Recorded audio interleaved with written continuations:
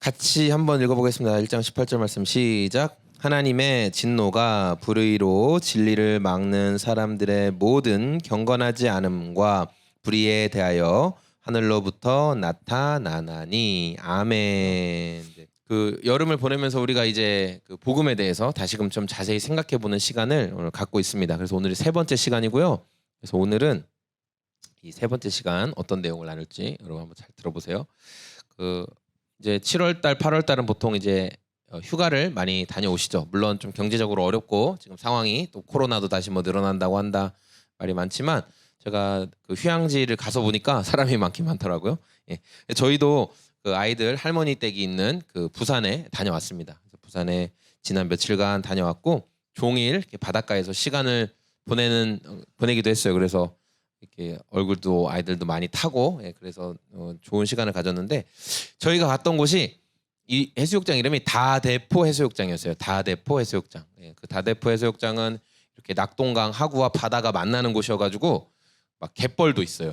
그래서 부산에서 좀 특이하게 갯벌도 있고 그래서 어제 갔다 와서 뒷정리하는데 되게 힘들었어요. 모래가 갯벌이 계속 나오더라고요. 그래서 어제 굉장히 힘들었는데 이 다대포가 그 바닷물과 강물이 합쳐지는 곳이기 때문에 파도가 꽤 세게 일어나는 곳이거든요. 그래서 파도가 많이 일어나다 보니까 승건아, 파도 위에서 이렇게 파도 타는 거 서핑 알지? 서핑 들어봤어요? 예, 서핑. 거기가 부산에서도 두 번째로 손꼽히는 서퍼들의 어떤 그 성지라고 말할 수 있는 파도 타기 하기 되게 좋은 곳이라고 하더라고요. 찾아보니까. 그래서 저희가 갔을 때도 그 먼 바다, 그러니까 해수욕장은 이렇게 좀 가깝게 선을 쳐놓잖아요. 근데 그 너머서에는 파도가 세고 거기에는 서퍼들이 많이 이제 파도 타기를 하려고 준비를 하고 있다고. 봤어요? 이렇게 큰 보트 같은 거 들고 다니는 사람들 봤죠? 예, 서퍼들이 많이 있었어요. 그런데 저희가 해수욕장에 앉아 있으면서 들었던 소리가 있었는데 뭐냐면 계속 경고 방송이 들리는 거예요. 어떤 경고 방송이 들었냐면 띵동 띵동 맞아. 저희 다대포 해수욕장은 파도가 강하기 때문에 수변객들과 또 서퍼분들은 파도에 조심하세요. 계속 그런 광고 방송이 계속 나오더라고요. 그리고 해안 곳곳에 119 수상 구급대원들이 정말 많이 있었어요. 예. 왜냐하면 그 다대포 해수욕장이 갑자기 큰 파도가 칠 수 있고 위험한 곳인 걸 이 사람들이 알기 때문에 미리 아주 많은 준비를 하고 있었죠. 방송도 계속 나오고 많은 119 구급대원들도 있었고. 오늘 우리가 함께 살펴본 말씀은 사도 바울이란 분이 구원에 대해서 이렇게 로마서를 자세히 보면 하나님이 어떻게 우리를 구원하셨는지에 대한 진리가 잘 담겨 있거든요. 그런데 거기에서 바울이 정말 꼭 다루어야 될 내용이 있다. 그게 뭐냐면 하나님의 진노, 하나님이 진노하시는 거. 그런데 하나님의 진노는 우리 인간이 생각하는 그 분노와는 조금 달라요. 예, 우리는 화가 나면 우리 다들 아이들을 키우고 그래서 알겠지만 화가 나면 때로 나를 주체하지 못할 정도로 화를 낼 때도 있죠. 막 이 정도까지는 내가 할 필요가 없었는데 그렇죠? 네. 이렇게까지 화낼 필요는 없었는데 이렇게까지 할 때가 있는데 하나님의 진노는 정확하고 선을 넘지 않고 통제받지 못하고 그런 게 아니에요. 하나님의 진노하시는 것은 정확한 방향 그리고 알맞게 일하세요. 그러니까 우리가 생각하는 앞뒤 안 가리고 막 화내고 막 뭐 던지고 부수고 그런 것과는 다르다. 이 생각을 가지고 계시면 좋을 것 같아요. 사람은 죄로 인해서 하나님의 진노 아래 있다라고 성경은 말하고 있어요. 사람은 죄로 인해 하나님의 진노 아래 있다. 그래서 죄를 짓는 인간은 자꾸만 어리석은 선택을 하게 되는 거예요. 우리가 지난 2주 동안 살펴봤던 첫 번째 사마리아 여인, 수가성의 사마리아 여인 살펴봤죠. 두 번째 밤에 예수님을 찾아왔던 니고데모라는 사람. 네, 그렇죠. 두 사람이 만났어요. 이 두 사람 다 거듭나야 될 사람 그리고 예수님을 통해 영원한 생명수를 공급받아야 될 사람이라는 것을 우리가 알게 되었어요. 그런데 신앙생활하면서 우리가 거듭나야 돼, 예수님을 만나야 돼, 생명수를 공급받아야 돼, 그리고 그 기쁨을 누려야 돼 이것만 이야기하다가는 아주 중요한 것 한 가지를 놓칠 수 있는데 그게 뭐냐면 죄의 문제를 점검해야 된다는 거예요. 신앙생활은 반드시 죄의 문제를 점검해야 돼요. 근데 이 죄가 사람이 정하는 기준이 아니라 성경이 말씀하고 있는 죄의 기준에 대해서 우리가 알아야 된다는 거예요. 많은 사람들이 하나님의 영광, 하나님 주시는 은혜 이런 것만 생각하다가 죄에 대해서 말하잖아요. 죄에 대해서 그냥 넘어가요. 간과해버려요. 그래서 우리는 이 죄에 대해서 알 때 하나님의 거룩함과 영광의 가치를 더 분명하게 알 수 있기 때문에 오늘 우리가 죄에 대해서 같이 좀 살펴보려고 합니다. 자, 죄의 심각성을 바로 알고 이해할수록 하나님이 인간에게 베푸신 은혜가 얼마나 큰지를 우리가 살펴볼 수가 있습니다. 그래서 우리가 생명수 되시는 예수님이 우리를 거듭나게 하시고 또 성령께서 우리를 새롭게 하시겠다는 약속을 온전히 받으려면 죄에 대해서 알아야 된다는 거예요. 죄에 대해서 알아야 되는 것. 그래서 우리가 오늘 죄에 대해서 함께 알아보는 시간을 가질 겁니다. 먼저 로마서 1장 우리 아까 읽진 않았지만 21절부터 23절 말씀에 보면 이런 말씀이 있어요. 하나님을 알되 하나님을 영화롭게도 아니하고 감사하지도 않고 오히려 그 생각이 허망하여지고 미련한 마음에 어두워졌다. 또 스스로 지혜 있다 하지만 어리석게 되었다. 썩어지지 아니하는 하나님의 영광을 썩어질 사람과 새와 짐승과 기어다니는 동물의 우상으로 바꾸었다라고 말하고 있어요. 그러니까 이 무슨 말이냐면 사람이 죄로 인해서 얼마나 어리석은 행동, 어리석은 선택을 하고 있느냐를 성경이 기록하고 있는 거예요. 하나님을 영화롭게도 안 하고 감사하지도 않으면 생각이 허망하여졌다. 스스로 지혜 있다고 하지만 어리석다. 썩지 아니하는 하나님의 영광을 썩어지는 우상과 바꾸어서 경배하기 시작했다라고 말하고 있어요. 우리가 지난주 살펴봤던 니고데모의 모습을 보면은 니고데모는 도덕적으로나 윤리적으로 아주 괜찮은 사람이었죠. 예. 국회의원이었고 재산도 많고 사람들로부터 존경도 받고 그런 사람이었어요. 도덕적으로 윤리적으로 볼 때 흠이 없는 사람이 니고데모였어요. 근데 예수님이 니고데모를 향해서 뭐라고 했죠? 너 거듭나야 돼. 맞아요. 너 거듭나야 돼. 아니 예수님 저 이렇게 잘나고 저 죄도 없고 저 착한데요? 아니야. 그래도 넌 거듭나야 돼. 너에 죄가 있다는 거예요. 너에게 분명히 죄가 있다는 거예요. 우리는 죄를 생각할 때 어떻게 생각하냐면 보통 항상 이렇게 생각해요. 죄에 대해서 죄는 그냥 도덕적이고 윤리적인 문제야. 도덕적이고 윤리적인 문제야. 이런 식으로 우리가 죄에 대해서 생각을 해요. 그래서 지금 우리가 살고 있는 시대를 이제 포스트 모더니즘이라는 얘기 들어보죠. 포스트 모더니즘. 모더니즘 다음 단계 포스트 모더니즘 시대를 살고 있는데 이 사상의 핵심은 뭐냐면 간단하게 이거예요. 절대적인 기준은 없어. 과거에 뭐 중세 시대, 종교 개혁 시대 이럴 때 항상 절대적인 기준이 누구였냐면 하나님이셨거든요. 그런데 그런 절대적인 기준의 신은 없고 네가 바로 신이야. 네가 네 인생의 신이 되면 되는 거야. 네가 네 인생을 개척하는 거야. 이렇게 이야기하는 거죠. 그래서 이러한 사상이 들어와서 굉장히 많은 뭐 정치, 경제, 사회, 문화, 예술 모든 면에 막 영향을 끼치기 시작했어요. 그러다 보니까 사람은 누구의 통제도 받고 싶어 하잖아요. 내가 신이야. 내가 잘났어. 그리고 그 죄성은 결국 어디로 향하냐면 절대 기준이었던 하나님을 지워버리는, 하나님을 없애는 방향으로 흘러가게 됩니다. 근데 하나님을 없애버려도 사실은 하나님은 없어지는 분이 아니거든요. 그래서 어떻게 하냐면 그냥 무시해요. 교회에 대한, 신앙에 대한, 하나님에 대한 이야기를 그냥 무시하죠. 없는 것처럼 치부하는 거예요. 그래서 선의 기준이신 하나님을 없애버리니까 자꾸만 상대적인 관점으로 죄에 대해서 접근을 하는 거예요. 그래서 사람들이 야 이거는 선이다, 이거는 악이다 서로가 결정하는 거예요. 근데 제가 질문해 볼게요. 여기 우리 제 앞에 지금 네 분이 앉아 계신데 자 질문해 볼게요. 그냥 음주운전이라는 한 가지 우리가 합의한 죄에 대해서 결정을 딱 이걸 한번 판결을 내려보세요. 여러분이 다 판사가 돼가지고 음주운전 한 사람에 대해서 어떤 형량을 내릴 수 있다고 해보세요. 여러분 몇 년을 주시겠습니까? 하면 어떤 사람은 음주운전은 무기징역이에요 이렇게 말할 수도 있지만 어떤 사람은 한 5년 정도면 되지 않을까요? 이렇게 할 수 있어요. 사람마다 판단하는 기준이 다르거든요. 나는 그게 그렇게 악하다고 생각하지 않아. 또 어떤 사람은 뭐 이건 진짜 악한 거야. 이렇게 서로가 판단하는 기준이 완전 달라요. 그렇게 우리는 선에 대한 것도 그냥 인간이 이거는 좋은 것 같고 이건 아닌 것 같고 이런 식으로 합리화시키고 자기 수준에 의해서 그 선의 기준을 바꾸어 버렸어요. 그래서 어떻게 해요? 타인과 나를 비교해 보는 거예요. 저 사람의 행동이 이런데 내 행동은 이렇지? 그럼 난 저 사람보다는 선해. 난 저 사람보다는 깨끗해. 이렇게 생각하는 거예요. 그래서 내리는 결론이 뭐예요? 나는 저 사람보다는 나으니까 죄인이 아니야. 나는 쟤보다는 착하니까 죄인은 아니야. 저놈이 죄인이지 난 죄인이 아니야. 이런 식으로 결론을 내리는 거예요. 그런데 성경은 죄에 대해서 뭐라고 하냐? 그럼 그 기준이 되는 성경은 죄에 대해서 뭐라고 하냐? 볼게요. 21절 로마서 1장 21절과 나오네요. 23절 말씀. 하나님을 알되 하나님을 영화롭게 안 한 것, 감사 안 한 것, 오히려 생각이 허망하여지고 미련한 마음이 어두워진 것. 또 23절엔 썩어지지 아니하는 하나님의 영광을 썩어질 사람과 새와 짐승과 기어다니는 동물 모양 우상으로 바꾼 것. 네. 우리는 이걸 많이 볼 수 있죠. 우상 숭배하는 모습을 보면 여러 동물들의 모양을 우리가 우상 숭배하는 것을 볼 수 있어요. 이게 죄라는 거예요.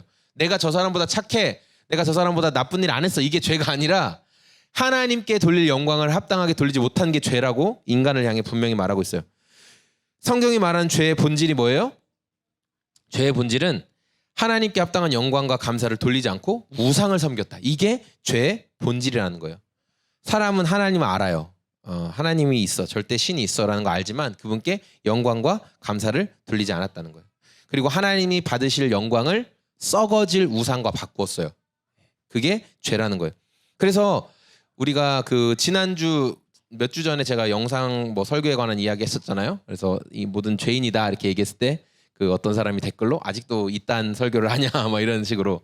그러니까 사람은 너가 죄인이야 이렇게 얘기하면 반발심이 드는 거예요. 내가 기준인데 왜 네 개가 기준인데 네가 네 마음대로 기준을 자꾸 정하려고 해? 이런 반발심이 든다는 거예요. 이런 마음이 생기는 이유는 간단합니다. 우리가 죄를 바라볼 때 하나님의 기준이 아니라 인간적인 기준, 내 임의대로 선과 악을 판단하기 때문에 그래요. 성경이 말하는 죄의 기준은 사람이 선하냐 아니냐 그게 아니에요. 하나님께 영광 돌리느냐 하나님께 영광 돌리지 않느냐 이것으로 죄인과 악인을 구분합니다. 그래서 성경은 이 죄가 어떻게 시작됐는지, 그럼 우리에게 어떻게 죄가 시작됐는지를 말하고 있는데 그게 바로 창세기 3장에 등장하는 이제 에덴 동산에서의 사건이에요. 자, 보시면 여기 그림에 나오는 것처럼 뭐 여러 화가들이 에덴 동산의 모습을 많이 묘사해서 그려놨어요. 그리고 워낙 유명한 사건이니까 여러분도 알고 있을 거예요. 창세기 3장 1절에서 7절에 보면 첫사람 아담과 하와가 여기 나오죠. 그림에 하나님의 명령을 어긴 사건이 등장을 하는데 그때 하나님이 동산에 있는 에덴 동산에 있는 모든 열매는 다 먹어도 된다 안 된다? 다 먹어도 된다. 맞아요. 다 먹어도 되는데 동산 중앙에 있는 그렇죠. 중앙에 있는 그 열매 하나만 먹지 마라. 다 먹어도 되고 하나만 먹지 마라 이렇게 했어요. 그 나무 이름이 선과 악을 알게 하는 열매가 맺히는 나무였어요. 그러니까 하나님은 모든 것을 다 먹어도 된다. 이거 하나만 먹지 마라 이렇게 말씀하셨죠. 그런데 첫사람 아담과 하와가 하나님과 약속을 지켰어요? 아 맞아요. 안 지켰어요. 맞아요. 안 지키고 이걸 먹어버렸죠. 맞아요. 그래서 에덴 동산에서 쫓겨났어요. 그래서 땀 흘리고 수고하고 고생해야지만 곡식을 열매를 얻을 수 있는 그런 고통이 생겼어요. 아이를 낳을 때 너무나 아프고 괴로운 여기 다 나와보셨죠? 괴로운 출산의 고통이 그때 찾아오게 됐어요. 자, 우리가 이러한 상황 그리고 결정적으로 가장 무서운 건 뭐냐면 죽게 됐다는 거예요. 사람이 하나님 말씀하신 것처럼 이제 죽음을 경험하게 됐다. 여기서 우리의 조상님들 선배님들이 안 드셨으면 죽지 않았을 텐데 드셨어요. 그래서 우리는 이제 죽게 됐어요. 우리가 이 말씀을 들을 때마다 이런 생각이 들죠. 아니 그저 과일 하나 먹은 건데 그렇게 하나님 무섭게 다 쫓아내고 막 죽이기까지 하시나 그런 생각이 들 수 있을 거예요. 그런데 과일 하나 먹은 죄가 아니라는 거예요. 왜냐하면 하나님 앞에 지은 죄의 가장 중요한 거 아까 로마서 말씀에서 연결해서 살펴보면 그 열매 하나 먹었다는 그 본질은 뭐냐면 내가 하나님처럼 될 거야. 내가 신이 될 거야 라는 마음이 그 안에 있었다는 거예요. 그래서 아담과 하와는 뱀이 자기들에게 거짓말할 때 얼마든지 하나님이 그렇게 하지 말라고 하셨어. 그거 너 거짓말이야. 이렇게 말할 수 있는 사람들이었어요. 왜냐하면 아담과 하와가 다스릴 수 있는 능력이 있었거든요. 하나님으로부터 위임 받았어요. 그런데 창조하신 하나님의 말을 듣기보다는 피조된 뱀의 말에 더 귀를 기울였죠. 그래서 뱀이 유혹하잖아요. 하나님이 참으로 너희에게 모든 동산에 있는 모든 나무 열매 먹지 말라고 했냐. 또 4절에 보니까 너희가 결코 죽지 않는다 이렇게 얘기했어요. 자기가 하나님 됐어요. 뱀이. 그러면서 거짓말을 하고 또 아담과 하와의 마음에 의심을 심어준 거예요. 하나님 되게 쪼잔한 분이다. 야 그것도 못 먹게 하냐? 이런 식으로. 그래서 하나님이 너희의 모든 자유를 빼앗아가는 분이야. 그분은 너희의 도움이 안 돼. 이런 식으로 의심을 심어 놓은 거죠. 그래서 아담과 하와는 뱀의 그 욕망에 자극되어서 나도 하나님이 되어야지라는 충동 가운데 하지 말아야 될 선택을 하게 됐어요. 그래서 성경은 마귀에 대해서 뱀에 대해서 뭐라고 얘기해요? 처음부터 속이는 자다. 거짓의 압이다. 살인하는 자다. 사람들을 죽이는 자다라고 성경은 분명히 말씀하고 있어요. 그래서 뱀의 말에 귀 기울인 아담과 하와는 결국 하나님에 대한 불순종을 그리고 명령을 어기는 선택을 하게 됐죠. 이게 바로 죄의 심각성이라는 거예요. 죄가 이렇게 심각해요. 우리가 지은 죄는 그래서 겨우 열매 하나 먹은 죄가 아니라는 거예요. 이 성경을 통해 볼 수 있는 인간의 가장 큰 죄는 뭐냐면 가장 크고 첫 번째 되는 계명을 어겼다는 거예요. 그게 뭐예요? 하나님에 대한 계명을 어긴 게 가장 크고 첫 번째 되는 계명을 어긴 거예요. 하나님의 말씀에 불순종한 것은 어떤 크기나 성격에 상관없이 가장 악한 죄가 됩니다. 왜냐하면 우리가 누구에게 죄를 지었기 때문에 하나님께 죄를 지었기 때문에 내 피해를 받는 대상이 누구냐가 되게 중요하거든요. 우리가 하나님께 죄를 지었기 때문에 그게 가장 심각한 죄라는 거예요. 뭐 이 이야기를 우리가 자주 하죠. 우리가 똑같은 사람을 폭력을 했더라도 부모님이나 자녀를 폭력하는 건 더 큰 죄로 처벌받죠. 나로 인해 피해받은 사람이 누구냐에 따라 달라요. 친구와 싸운 것과 부모님이나 가족을 폭행한 것은 다릅니다. 그런 것처럼 우리가 하나님께 피해를 입혔기 때문에 그게 너무나 크고 심각하게 처벌을 받게 되는 거예요. 그래서 마태복음 말씀에 이런 말씀이 있잖아요. 예수께서 이르시되 내 마음을 다하고 목숨을 다하고 뜻을 다하여 주 너의 하나님을 사랑해라. 이것이 크고 첫째 되는 계명이라. 하나님 사랑하는 게 첫 번째라는 거예요. 그런데 그 하나님을 사랑하지 못한 것이 가장 큰 죄다라고 성경은 말씀하고 있어요. 하나님께 짓는 죄. 그래서 그게 가장 큰 죄라는 거예요. 두 번째 죄의 악한 것은 뭐 있어요? 죄는 자기 중심성이라는 거예요. 오로지 자기만을 생각하는. 그래서 죄는 자신을 선택하고 하나님 대신에 우상 숭배하는 거. 나 잘 되기 위해서 우상을 숭배하는 거예요. 디모데후서 말씀에 이런 말씀이 있어요. 사람이 자기를 사랑하며 돈을 사랑하며 자랑하며 교만하며 비방하고 부모를 거역하고 감사하지 아니하고 거룩하지 아니하다. 이런 말씀이 있어요. 그러니까 인간은 오직 자기만 생각해서 자기 배만 채우고 우상 숭배하는 모습이 그 안에 있다는 거예요. 여러분 우상 숭배 왜 합니까? 점 치러 왜 갑니까? 부적 같은 거 왜 쓰십니까? 굿 같은 거 왜 합니까? 결국 내가 잘 되려고, 그렇죠? 나에게 유익이 있으려고 그런 일들을 하는 거예요. 그리고 특별히 이 시대에 제가 볼 때 가장 강력한 우상 숭배가 있어요. 이 시대에 느끼는 가장 강력한 우상 숭배 뭐냐면 이 시대에 저는 그 인권이라는 우상이 가장 큰 우상인 것 같아요. 인권은 존중되어야 되고 보장되어야 할 필요가 있어요. 왜냐하면 너무나 인권이 경시된 시대를 살았으니까. 근데 그 인권이 이제 지나친 시대를 살고 있어요. 인권이 왕이 된 시대를 우리가 살고 있어요.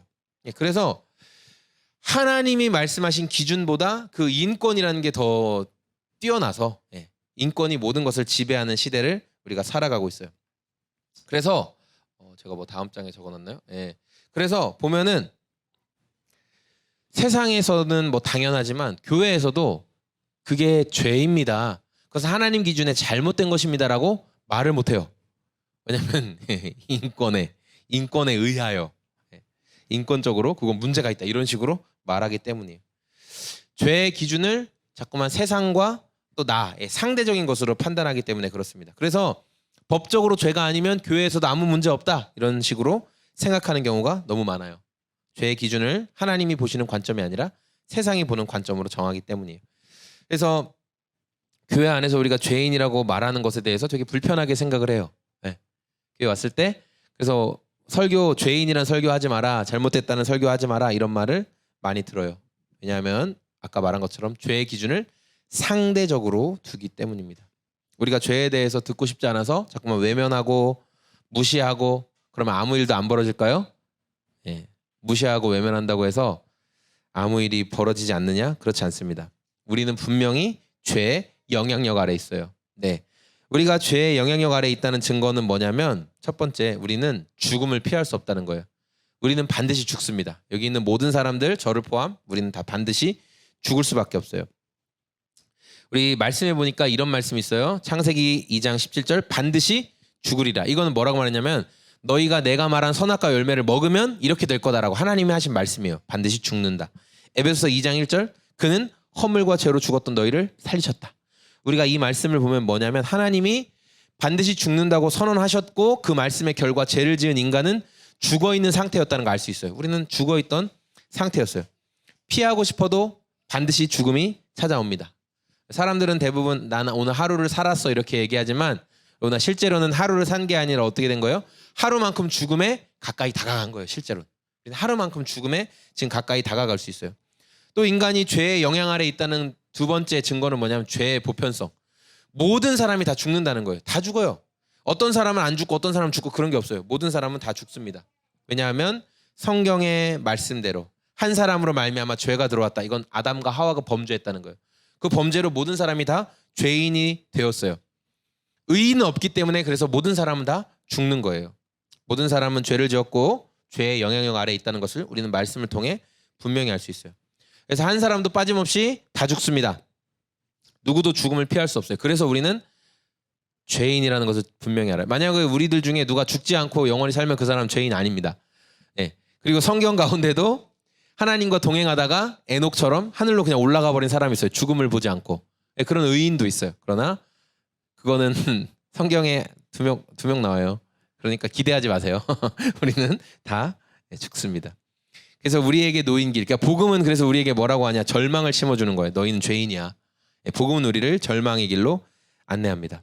우리는 하나님의 진노를 받게 될 죄인이야. 이렇게 분명히 말씀하고 있죠. 우리가 아까 하나님의 거룩하심에 대해서, 하나님의 진노와 거룩하심에 대해서 이야기할 때 하나님이 어떤 분이신가를 생각해 보세요. 하나님은 어떤 분이시냐? 하나님은요, 죄와 함께 설 수도 없고 죄와 타협도 없는 분. 로우나 이걸 적으세요. 이걸 앞을 보세요. 하나님은 죄와 함께 설 수도 없고 죄와 타협할 수도 없어요. 우리는 죄와 함께 설 수도 있고 적당히 죄와 타협하기도 합니다. 그러나 하나님은 어떤 분이시냐? 기준이신 하나님은 절대 그런 분이 아니라는 거예요. 네, 넘어갈게요. 잘하고 있어요. 계시록 말씀에 보니까 이런 말씀이 있어요. 내가 너를 내 입에서 뱉어내겠다. 그러니까 죄를 보시면서 하신 말씀이에요. 또 13절에 주의 눈은 정결하셔서 차마 악을 보지 못하시고 백성이 나쁜 짓을 하는 것을 참지 못하십니다. 하나님은 바로 이런 분이시라는 거예요. 그래서 우리가 하나님의 거룩하심을 알 때 하나님이 왜 진노하시는가를 알 수 있는 거죠. 하나님은 조금도 죄와 섞일 수 있는 분이 아니기 때문에 그렇습니다. 그래서 우리가 왜 죄에 대해서 들어야 하느냐? 이걸 들어야 돼요. 왜냐하면 죄에 대해서 듣지 않으면 하나님에 대한 두려움을 잃어버리게 되거든요. 사랑의 하나님, 좋으신 하나님만 계속 이야기하다 보면 분명히 하나님이 진노에 대해서도 말씀하신 걸 우리가 배워야 되는데 그 지식을 우리가 잃어버리게 되는 거예요. 그리고 이 죄를 통해서 내가 가진 죄, 내가 하나님 앞에서 받아야 될 죄의 벌, 이것을 생각할 때 예수님이 우리를 향해 용서하신 십자가 사랑이 얼마나 큰가, 이걸 깨닫게 되는 거예요. 하나님은 좋은 분이니까 내 죄를 그냥 없는 척 해주시겠지? 그냥 넘어가 주시겠지? 그건 하나님에 대한 오해예요. 하나님 절대로 그렇게 하지 않으세요. 그래서 아들 예수님을 십자가에 달려 죽이실 때까지 죄에 대해서 철저하게 심판하시는 거예요. 그게 하나님 마음이에요. 철저하게 심판을 하시는 거예요. 그래서 우리가 하나님의 은혜를 정말 잘 알고 싶다. 그러면 내가 얼마나 하나님 앞에 큰 죄인이었는가를 알아야 돼요. 근데 우리는 이 단계를 그냥 넘어서서 은혜 받는 것만 자꾸 생각을 하려고 하죠. 네. 그런 거죠. 네. 철이 든다라는 말 아시죠? 철이 든다? 철이 든다는 건 뭐예요? 철 드셨죠 다들? 전 아직 안 들었는데. 철이 든다는 거는 내가 부모님 앞에 얼마나 참 많은 잘못을 했는가 이걸 깨닫죠. 그리고 그분들이 나를 어떤 사랑으로 키우셨는가를 이게 재조명되죠. 경험은 다 한 건데 재조명되잖아요. 그러면서 알게 되죠. 그 사랑과 크기를. 그런 것처럼 우리가 우리 죄에 대해서 깨닫게 되고 재조명되는 게 하나님이 얼마나 거룩하신 분인지 알게 되는 거예요. 그래서 우리가 죄 문제를 덮어버리고 그건 더러운 거니까 신경 쓰지 말자 이렇게 하면 안 되고 들여다봐야 돼요. 이렇게 크고 심각한 죄가 있구나. 이것이 나와 하나님 사이에 막힌 담이 되는구나. 우리 승민이가 고개를 끄덕끄덕하고 있어. 다 이해한 거야? 대단한데. 알게 될 거야. 너희도 알게 될 거야. 우리 부모님 사랑이 이렇게 컸구나. 시간 지나서 알게 되는 것이죠. 우리가 우리 죄에 대해서 안다는 것, 그거는 저주스러운 일이 아니라는 거예요. 오히려 그것을 통해서 하나님께 나아가고 예수님을 더 닮아가는 우리의 삶이 될 수가 있습니다. 이 세대, 우리가 살고 있는 이 시대, 죄에 대해서 상대적으로만 자꾸 이야기해요. 너는 저 사람보다 착하니까 괜찮아. 너는 저 사람보다 선한 일을 많이 했으니까 괜찮아. 넌 더 나은 사람이야. 그 말에 속지 마세요. 기준은 사람이 아니라 하나님이십니다. 하나님의 기준에 내가 합당한가? 그걸 먼저 점검해 보시는 거예요. 죄의 이런 상대적인 것에 옳고 그름을 따지는 것이 아니라 그 수준을 넘어서야죠. 그 수준을 넘어서서 하나님의 기준에 내가 합당한 삶을 살아가고 있느냐, 이 부분을 점검하는 저와 소금 제작소의 모든 성도님들이 다 되시길 소망합니다.